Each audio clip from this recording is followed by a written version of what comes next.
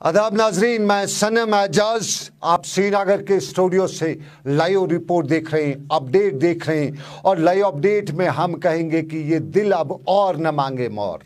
अब बस इतना ही, क्योंकि सवालात के घेरे में, सवालात के कटघरे में हर शख्स आ रहा है और कहा यही जाता है कि इस शहर में हर शख्स परेशान सा क्यों है।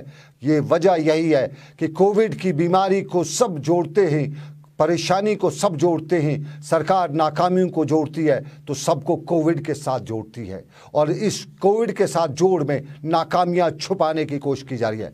नाकामी नंबर 1 पहली आपको बताते चले, इस सिस्टम का सबसे बदतरीन कह सकते हैं हम, तारीख तरीन वाक़ा आज का हो सकता है। अनंतनाग के डिस्ट्रिक्ट हॉस्पिटल का, अनंतनाग के हॉस्पिटल का वाक़ा, अनंतनाग के बिजवाड़ा हॉस्पिटल का वाक़ा। और इस वाक़े ने तारीख़ के अवराक को सयाहबाब से ज़रूर लिखा होगा।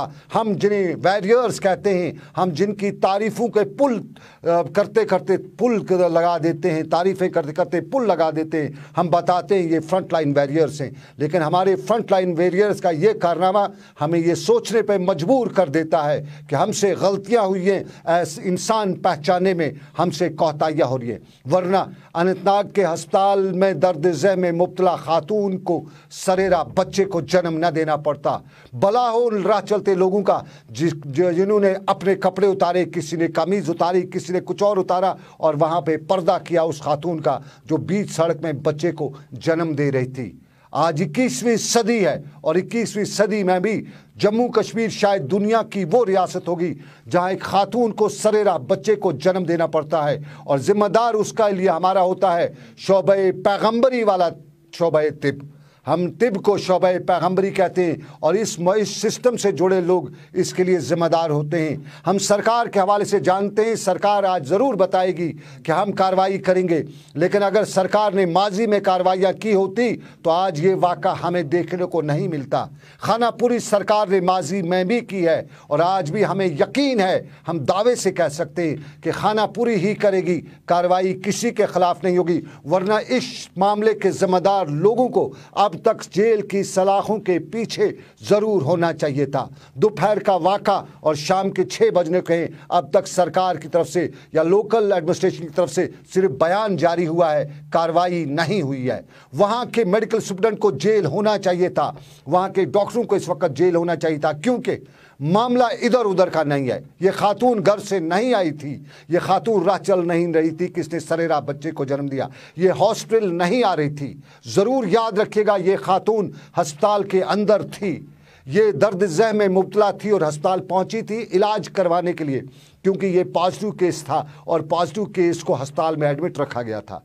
ये प्रेग्नेंट खातून थी, हामला खातून थी, और जब इसको दर्द ज़ह का दर्द हुआ, इसको लेबर पेन हुई, तो कोई डॉक्टर इसके पास नहीं आया। इसलिए नहीं आया क्योंकि ये कोविड की पॉजिटिव केस था, यानी मरने के लिए छोड़ दिया। और जब इसको दर्द बर्दाश्त नहीं हुआ तो ये अपने दर्द को ना बर्दाश्त करते हुए निकल पड़ी इलाज के लिए, कोई और कहीं इलाज करे। लेकिन जब सड़क पे पहुंची तो अब दर्द इतना हो चुका था कि बच्चे को जन्म दे दिया। ये हमारी माँ बहन के साथ वाक़ा पेश आता है, और ये वाक़ा आज अनंतनाग में पेश आया, कल दूसरी जगह पे भी पेश आ सकता है। ये उस शख्स का वाक़ा है जिसने इसी माँ से जन्म लिया है, और आज उस माँ को उसने सरेरा नंगा करके छोड़ा है। ये सवाल हमारे सिस्टम का, अनंतनाग का, और इस सवाल पे हम खामोश नहीं रहेंगे। हमारे शोबे तिब से जो जुड़े लोग हैं उनसे ये सवाल पूछा जा सकता है। बहुत हमारे डॉक्टर काम करते हैं, हमारे मेडिकल प्रोफेशन के बहुत से लोग बढ़िया काम करते हैं, लेकिन इस सवाल ने हमारे सिस्टम पे दब्बा ज़रूर लगाया है। पूछने के लिए उन्हें छोड़ा है, पूछने के लिए उन्हें सामने रखा है, और पूछते हुए हम ये पूछना चाहेंगे कि नेशन नहीं जानना चाहता है, बल्कि कश्मीर का आम शख्स आपसे जानना चाहता है कि क्यों हुआ ऐसा, और क्यों हुआ, कैसे हुआ, क्या कर रहे थे आप। दर्द ज़ह में मुब्तला थी, माना वो कोविड की पेशेंट थी, वो पॉजिटिव थी, लेकिन क्या उसको इलाज का हक नहीं था। और फिर वहाँ की एडमिनिस्ट्रेशन, उस एडमिनिस्ट्रेशन से ये पूछा जा सकता है कि अस्पताल में एडमिट ये शख्स अस्पताल के वार्ड से निकलती है, बाहर सड़क तक पहुँचती है, कोविड की पॉजिटिव है, इसको रोका किसी ने क्यों नहीं। अगर ये दर्द ज़ह में मुब्तला नहीं होती फिर भी ये बाहर निकलती तो फिर ये उन लोगों को पॉजिटिव नहीं करती। और सबसे इम्पोर्टेंट सवाल, क्या कोविड के अस्पतालों में कोविड की सिक्योरिटी का कोई, इन पेशेंट्स की सिक्योरिटी का कोई बंदोबस्त नहीं है? अगर बंदोबस्त है तो ये खातून बाहर कैसे निकली? और जब इस खातून की बात अस्पताल में पहुंची तो दूसरे पेशेंट भी कैसे बाहर निकले? अनंतनाग के बिजवाड़ा के अस्पताल का सवाल हमारे सिस्टम पर, हमारे शोबे पर सवाल खड़ा ना करे और क्या करे? हमसे अक्सर डॉक्टर साहिबान शिकायतें करते रहते हैं कि हम बात का बतंगड़ बनाते हैं। अगर वाकई में आज का ये मामला बात का बतंगड़ है तो हमें बहुत अफसोस है अपने इस सिस्टम पर कि ये बात जिससे कुछ डॉक्टरों ने बात का बतंगड़ बताया, अगर वाकई में है तो फिर अफसोस है उन लोगों पर जो ऐसी बात को बात का बतंगड़ बताएंगे। ये अनंतनाग की बात, लेकिन हमारे सिस्टम के पुर्जे ढीले और भी है।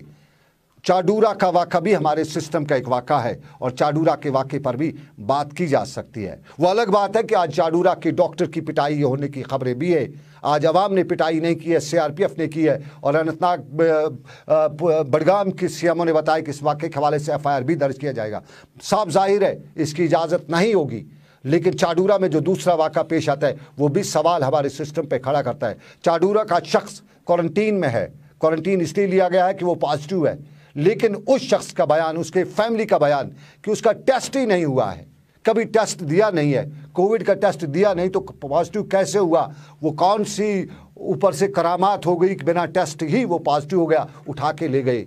और कोविड के हवाले से सवालात पिछले कई दिनों से हो रहे हैं, टेस्ट पर सवाल हो रहे। शोपियां की खातून का वाक़ा भी, अगर वो पॉजिटिव है तो सिस्टम पर एक और सवाल उठता है, क्योंकि उसकी मौत के बाद 6 दिन के बाद उसके घर एडमिनिस्ट्रेशन आती है, बताया जाता है कि ये कोविड की पॉजिटिव थी।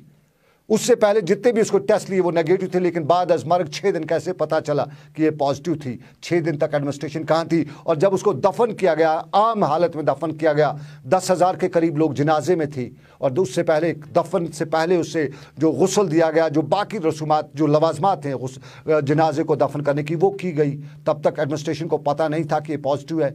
और अगर वो पॉजिटिव थी तो कोविड रिलेटेड उसकी क्यों नहीं की गई जो रसूमात हैं, जो आखिरी रसूमात जो WHO गाइडलाइंस है? और अगर वो नहीं थी पॉजिटिव तो 6 दिन बाद कहाँ से पॉजिटिव निकली? ये शोपियां के खातून की कहानी। और पटन का मामला भी ऐसा ही है। 6 दिन बाद पटन में भी खबर आती है कि वो जो पिछले हफ्ते मरी थी वो पॉजिटिव थी। ये पिछले हफ्ते हमारे मरने वाले पॉजिटिव कैसे हो जाते हैं? हमारी लैब्स का ये सिस्टम नया क्या है? ये पूछा जा सकता है उन एडमिनिस्ट्रेशन के, उन इदारों से जो टेस्ट के नाम पे आप लोगों को डरा रहे हैं, जैसे ये टेस्ट नहीं हो, ये मौत का परवाना हो। क्योंकि अब टेस्ट के बाद जिसको भी पॉजिटिव होता है उसकी आधी ज़िंदगी इसके साथ ही चली जाती है। और यहाँ पे एक और सवाल होता है, हमारे यहाँ जो इस कोविड से पॉजिटिव होकर मर जाते हैं उनके आखिरी रसूमात में WHO गाइडलाइंस कहाँ से आ गई? सवाल ज़रूर पूछा जा सकता है, क्योंकि मरने वाले का जनाजा में भी लोगों को शिरकत नहीं होने पाती है। क्या जनाजे में सिर्फ 4 ही लोग शरीक होंगे? जनाजा जिसका मर गया, माना उसने वो पॉजिटिव है और वो मर गया, वो हो सकता है ट्रांसमिशन करे, लेकिन जनाजा में मैयत तो होती है, वो तो दूर होती है जनाजा करने वालों से, तो उससे कैसे ट्रांसमिशन का खतरा है? ये हमारे सिस्टम के उन पहलू पर बात जिस पे बात करनी चाहेंगे, लेकिन आज के दूसरे मामला पर भी बात करेंगे। एनकाउंटर जनूबी कश्मीर में होता है, 24 घंटों में दूसरा एनकाउंटर, और कल पुलवामा के सैमू इलाके में एक एनकाउंटर होता है, 2 मिलिटेंट मारे जाते हैं। आज भी एनकाउंटर होता है, आज पुलवामा के ही कंगन के गाँव में होता है। याद दिलाना चाहेंगे ये वो कंगन नहीं है, गांदरबल वाला कंगन नहीं है, बल्कि पुलवामा का कंगन का गाँव है, और यहाँ पे एनकाउंटर होता है। 3 मिलिटेंट मारे जाते हैं। श्रीनगर में IG कश्मीर ने इस पर प्रेस कॉन्फ्रेंस करते हुए इसे बड़ी कामयाबी से ताबीर करते हुए बताया कि इस एनकाउंटर में 2 लोकल मिलिटेंट हैं, एक पाकिस्तानी है जो उसका कोड नेम फौजी भाई है और वो ID एक्सपर्ट था, और माना जाता है कि वो लोकल मवाद से भी IDs बनाने का माहिर था, और पुलिस ने इसे बड़ी कामयाबी से ताबीर किया। ये एक पहलू। लेकिन हमारे बच्चे जो है वो तालीम के निज़ाम में इस साल, क्या पिछले साल तालीम हासिल नहीं कर सके हैं। पिछले साल सियासत हावी रही, बच्चे स्कूल नहीं जा सके। इस साल कोविड हावी रहा, बच्चे स्कूल नहीं जा सके। और घरों में जो तालीम दे रहा है हमारा सिस्टम, उस सिस्टम में बताया जाता है कि आपको ऑनलाइन तालीम दी जा रही, तो उस ऑनलाइन की लाइन तो है, ऑन कहीं नहीं है। ये हमारे सिस्टम का पहलू है, ये हमारे सिस्टम में ढीलापन है, और इस ढीलेपन में हमारे सिस्टम का, हमारे फ्यूचर का मुस्तकबिल का जो हाल किया जा रहा है उस पर सवाल खड़े हैं। और कश्मीर यूनिवर्सिटी भी सिस्टम का एक हिस्सा है, वो बच्चों के मुस्तकबिल से ना खेले तो और क्या करे। माजी में भी कश्मीर यूनिवर्सिटी ऐसा करती रही है, आज भी ऐसा कुछ कर रही है। और अक्सर बच्चे हमारे जो बता रहे हैं कि क्लस्टर यूनिवर्सिटी हो, सेंट्रल यूनिवर्सिटी हो या कश्मीर यूनिवर्सिटी, नाम तो दानिशगाह है, लेकिन दानिशगाहों को चलाने वाले क्या वाकई में दानिश हैं? अगर दानिश होते तो बच्चों के हवाले से जो नई नई स्कीमें वो ला रहे, किसी से पूछ के ला रहे, मशवरे से ला रहे, या घर में एक आदमी बैठ के पूरा वो फार्मूला तय करता है कि किस तरह इस साल इम्तिहान लेने हैं, किस तरह इस साल बच्चों को प्रमोशन देनी है, क्या कुछ कर रहा है, कोई ना कोई प्रोसीजर तो होगा। और अगर प्रोसीजर है, ये 5 लोग 6 लोग बैठ के कानून बनाते तो उस कानून में उन 5 या 6 लोग जो बैठते उनसे कोई पूछ तो ले कि किसी और के आपके इन फैसलों से बच्चों के मुस्तकबिल पर तलवार तो नहीं चलेगी। और इस सारे मामलात में और भी मामलात हैं। राजौरी का मामला आज का भी है, वहाँ पूरे अस्पताल को आज क्वारंटीन होना पड़ा है। क्वारंटीन यूँ कहें तो सैनिटाइज होना पड़ा है, क्योंकि आज वहाँ ओपीडी नहीं चल सका। बच्चों को, लोगों को जो बीमार थे, मजबूर थे, उन्हें बाहर ओपीडी पे जाना पड़ा, क्योंकि वहाँ भी पॉजिटिव के मामलात को लेकर हड़कंप मची हुई थी। और ऐसा हुआ था कि वहाँ कुछ लोग पॉजिटिव हुए थे और उन पॉजिटिव की खबर आने के बाद बताया गया कि वो हॉस्पिटल पहुँचे थे, वहाँ उन्होंने अपना ट्रीटमेंट वगैरह जो है वो करवाया था, लेकिन उनको मालूम नहीं था, उन पे सिम्टम्स उनके पास नहीं थे, उनको सिम्टम्स नहीं थे। और अनजाने अनदेखे में जब वो अस्पताल पहुँचे तो बाद में पता चला कि वो पॉजिटिव हैं, और यूँ उन्हें बाद में क्वारंटीन होना पड़ा और अस्पताल को भी क्वारंटीन ना कहें बल्कि सैनिटाइज करना पड़ा। ये राजौरी की बात। लेकिन कश्मीर में कुपवाड़ा की खबर आपको याद होगी। कल कुपवाड़ा के क्वारंटीन सेंटर से शख्स निकलता है, करीबन 30 किलोमीटर दूर पहुंचता है, और 30 किलोमीटर दूर पहुंचने के बाद वो सब्जी भी खरीदता है, ख़रीदारी भी करता है, और ख़रीदारी करने के बाद पता चलता है ये तो क्वारंटीन से निकला हुआ शख्स है, क्वारंटीन सेंटर से। ये खबर आपके लिए शायद ना लगती भी नहीं हो, लेकिन ये खबर इस हकीकत है कि पुतुशी के शक के क्वारंटीन सेंटर से निकला शख्स हंदवाड़ा तक पहुंचता है, और हंदवाड़ा में उसे बाद में पुलिस एडमिनिस्ट्रेशन अपने कब्जे में लेती है, उससे दोबारा लेके क्वारंटीन सेंटर ले जाती है। करीबन 35 किलोमीटर शख्स पहुंचता है और कोई पूछने वाला नहीं होता है कि क्वारंटीन सेंटर से निकला कैसे पहुंचा, क्या वहाँ की एडमिनिस्ट्रेशन भी सोई हुई थी, क्या वहाँ भी क्वारंटीन सेंटर के आसपास कोई सिक्योरिटी नहीं है, वहाँ भी क्या बाबा आदम का निराला जो रिवाज है वही चल रहा है। ये सब कुछ कुपवाड़ा की खबर। और श्रीनगर में क्वारंटीन सेंटर्स पर जितने सवाल उठ रहे, उन सवालात के कटघरे में आम लोग अब यही शक करते हैं कि ये भी माया का खेल है। इस माया का खेल में कहीं न कहीं कुछ बड़े लोग इन्वॉल्व हैं, वरना जितना कुछ बोला जाता है उस पर तहकीकात क्यों नहीं हो रही हैं। क्या श्रीनगर के डाउनटाउन के इलाके में उन होटलों की कीमत जो है आज 2,500 रुपये रात का टैरिफ बन सकता है? अगर 2,000 रुपये तब नहीं लिया जाता था जब यहाँ पीक पे टूरिज्म हुआ करता था, जगह नहीं होती थी, तो उन 2 कमरों 10 फुट के उस कमरे का रात का किराया 2,000 बन सकता है। 2,000 को तो दिल्ली में भी एक अच्छा सा कमरा मिलता है। कश्मीर के पुराने शहर के ख़ास में होटल किराए पे लिए गए हैं, और उन कमरों में जहाँ 10 बाय 10 की जगह पे आदमी टांग भी पूरी तरह से नहीं फैला सकता है, 2,000 रुपये रात का किराया चार्ज किया जाता है। और कल की खबर कि 2,000 तो रात का किराया, लेकिन टेस्ट थोड़ा लेट से आया और वो शख्स 1 घंटा लेट हुआ और उसके बाद उसको दोबारा 2,000 एक्स्ट्रा 1 घंटा लेट होने के चार्ज देने पड़े। और हम तालीम के साथ साथ हमारे शोबा तिब पर जहाँ बात करते हैं, वहीं हमारे यहाँ शोबा तिब में हम लगातार बता रहे कि हमारे यहाँ जो मेडिकेट है, ये आज भी दवाइयाँ जो हैं महंगे दामों बेच रही हैं।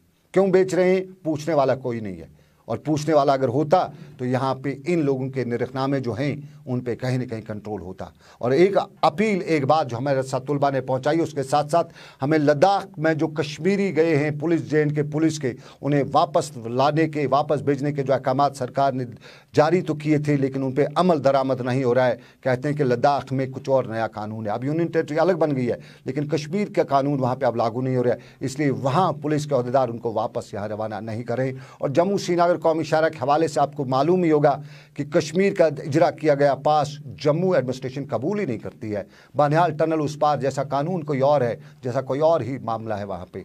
वहाँ टनल पार किया और आपके पास कश्मीर के सारे कागजात रद्द किए जाते हैं, तस्वर किए जाते हैं, और आपको बीच सड़क पर खड़ा किया जाता है।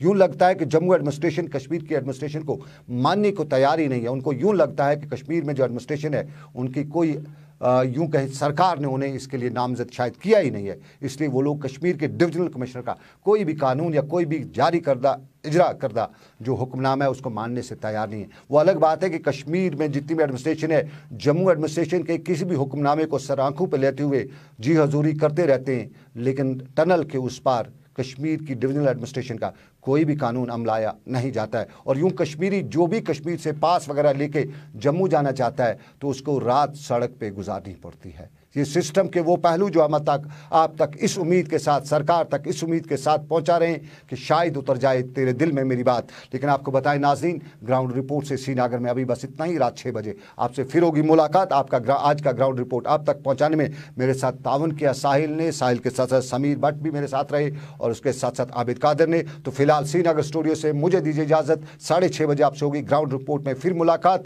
आप रखिए अपना ख्याल। अल्लाह आपका मेरा सबका निगहबान हो। अल्लाह हाफिज़।